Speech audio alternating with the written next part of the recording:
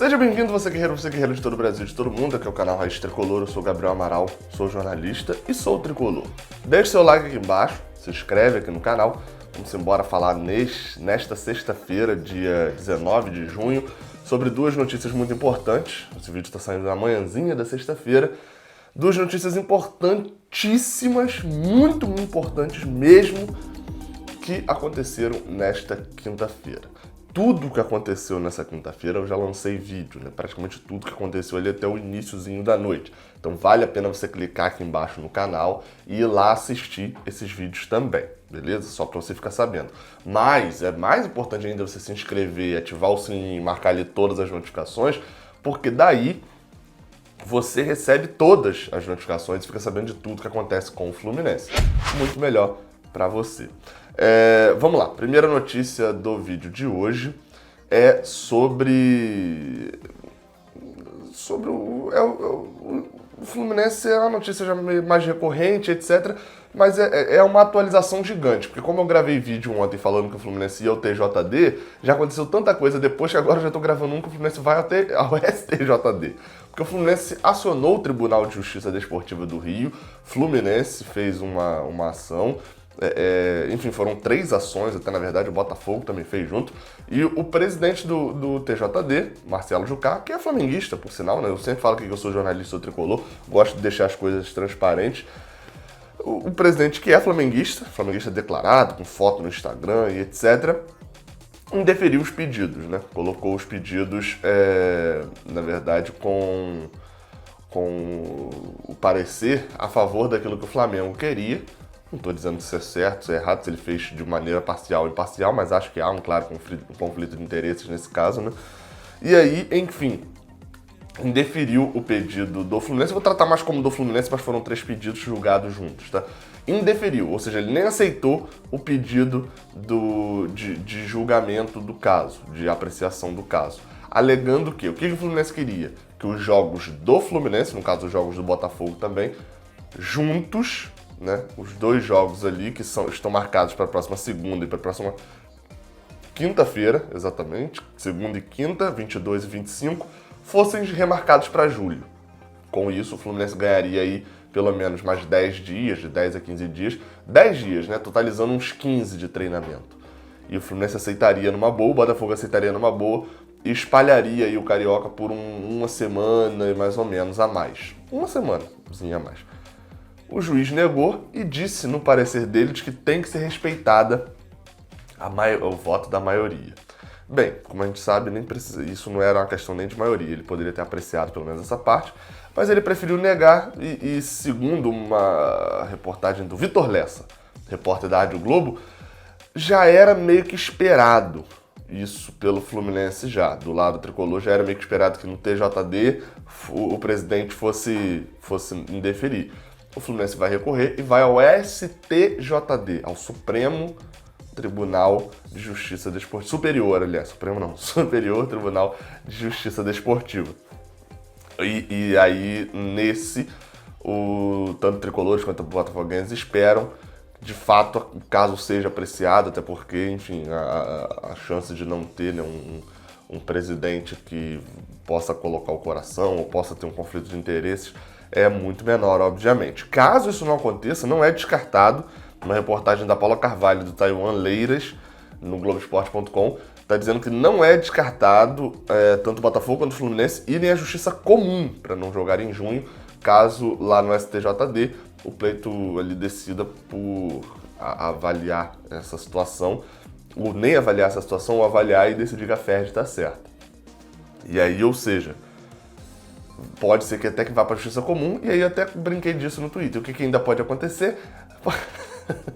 Do Fluminense ir para a justiça comum, a justiça mandar paralisar o campeonato, que é a primeira coisa que normalmente faz, paralisar o campeonato, e o estadual do Rio de Janeiro, que queria começar antes e terminar antes aqui, fica tanto tempo paralisado, que ele vai ficar paralisado, aí já começou o Paulista, já começou o Mineiro, já acabou o Paulista, e aí o Carioca não acabou ainda, e demora mais para acabar.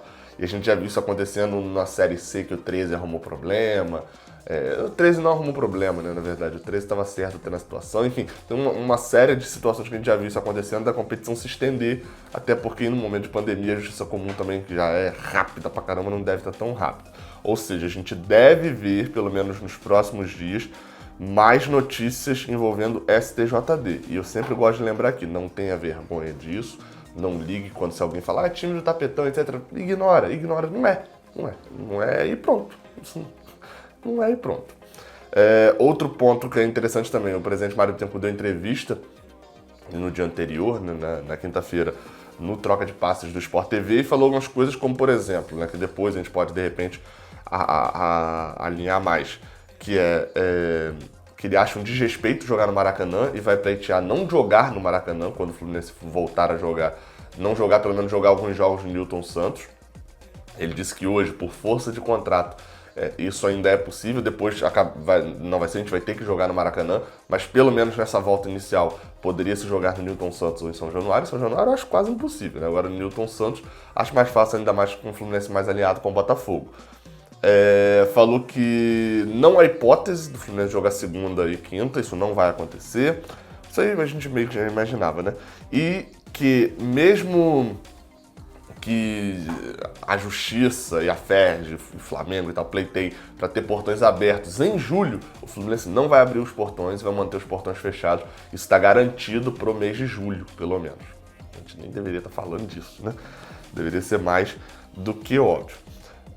Um outro ponto é que o Fluminense divulgou os resultados de Covid. Para quem usa rede social, usa Twitter, você não é obrigado a fazer isso, eu sei disso, mas se usar, me segue lá no Twitter, @Gabriel Amaral com 3 L's no final.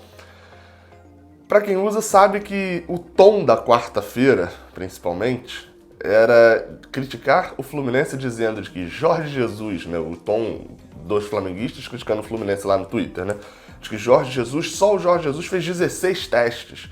O Fluminense não testou nenhuma vez, isso é um desrespeito, é esse clube que está lidando bem, etc. Pois bem, o Fluminense fez os testes na terça-feira com os jogadores e os testes saíram na quinta-feira e foram divulgados à imprensa. Vamos aos resultados, né? 191 testes foram feitos, os testes foram realizados nos jogadores na terça, mas foram na segunda também, numa outra ala, em comissão técnica e tal. Isso é a nota do Fluminense, está com 4 resultados positivos, ou seja, dos 191, 4 pessoas tiveram resultados positivos de Covid. 2 funcionários administrativos, ou seja, a galera que, aí eu não sei se é do CT, mas pode ser de Laranjeiras também, mas não participa do futebol necessariamente. E 2 parentes de atletas. 2 parentes, não necessariamente os atletas. Além de... ainda um inconclusivo, ou seja, teve um atleta que teve um resultado inconclusivo, não foi positivo. Todos os que testaram positivos estão automaticamente isolados e com acompanhamento do médico do clube. Os outros 38 atletas do grupo profissional e toda a comissão técnica testaram negativo e estão aptos a retornar aos treinos a partir dessa sexta-feira, ou seja, a partir de hoje, retornarão aos treinos.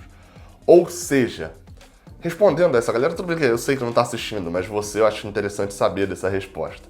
A galera falou, o Flamengo está testando 70 vezes, por que o Fluminense não testa? Por que o Fluminense não testa? O Fluminense permaneceu com seus jogadores em casa, na casa deles. O Marcos Felipe, que a gente entrevistou, estava, acho que ele em Linhares, mas estava no Espírito Santo. Eu acho que ele estava também no Espírito Santo, não sei se era no Rio de Janeiro, mas deu a impressão de ser lá. Mas o Nenê estava em Jundiaí, o Fred estava em BH, enfim, cada jogador estava na sua casa. Por isso que a gente não precisaria testar. Vai trazer todo mundo para o Rio para ficar testando e mantendo no Rio, que é uma das piores cidades? Óbvio que não. Os jogadores estavam cumprindo isolamento social, por isso que não eram testados. Quem teve que ser testado 16 vezes é quem ficou indo para Portugal, voltando, ficou rodando, etc, etc. Jogadores que a gente viu, e isso eu achei muito interessante do Fluminense mesmo, de divulgar aquele manifesto, etc, se uniram para fazer isso. Eu achei muito interessante que os jogadores mantiveram a palavra e nenhum deles foi visto desrespeitando o isolamento social. Nenhum jogador do Fluminense foi visto fazendo isso. Isso dá um peso para o argumento do Fluminense muito grande. Não foram testados, mas todos estavam cumprindo. Mas tem 2 parentes de atleta que foram pegos, e aí eles estavam saindo. Às vezes, vamos lá, tem jogador do Fluminense que não ganha um dinheiro absurdo, né? Tá no profissional, mas às vezes não ganha, não dá pra manter 12 pessoas que moram às vezes com ele, né? E aí uma ou outra pessoa tem que trabalhar ainda, a pessoa precisa trabalhar e tem contato com um irmão que trabalha e acabou pegando. Dos jogadores, um inconclusivo, isso considerando uma gama de 39 atletas, se eu não me engano. Acho que foram 39, que são 38 atletas que testaram negativo, testaram negativo, mais um que foi inconclusivo. De 39, só um foi inconclusivo o resultado, a gente nem sabe ainda. Então, tá aí, né? A gente não precisou ficar testando lá no início. Um, que a gente não tinha pressa, e dois, que tava todo mundo nas suas casas, todo mundo cumprindo o isolamento. Se todos os clubes tivessem feito isso, né, tivessem propagado isso para todo mundo cumprir o isolamento, talvez agora a gente estivesse testando e não tivesse 18, 19 jogadores do Vasco, igual foi naquele primeiro teste, e a gente estivesse voltando agora com calma, com 1, 2 no máximo com Covid, e fosse muito mais fácil a volta. Enfim. Não se esquece de dar o like aqui embaixo, se inscrever aqui no canal e de ir lá na 1xBet, cara. Você tá dando mole, no domingo você vai ficar chorando. O link tá aqui na descrição.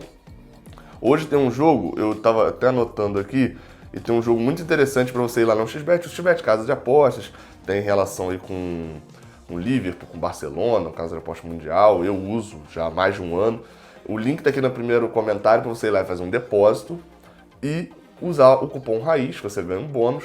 E claro, tira o print ali do seu comprovante e me manda no e-mail, raiztricolorfluminense@gmail.com. Você vai ter a chance de ganhar uma camisa oficial do Fluminense da Umbro. Exatamente. Só dependerá de você. Então, meu amigo, aproveita, faz isso que eu falei. Hoje é dia 19 de junho. Tem Tottenham e Manchester United. Eu gosto muito do Manchester United, então eu evito apostar. Eu sempre acho que vai ganhar. Mas enfim, né?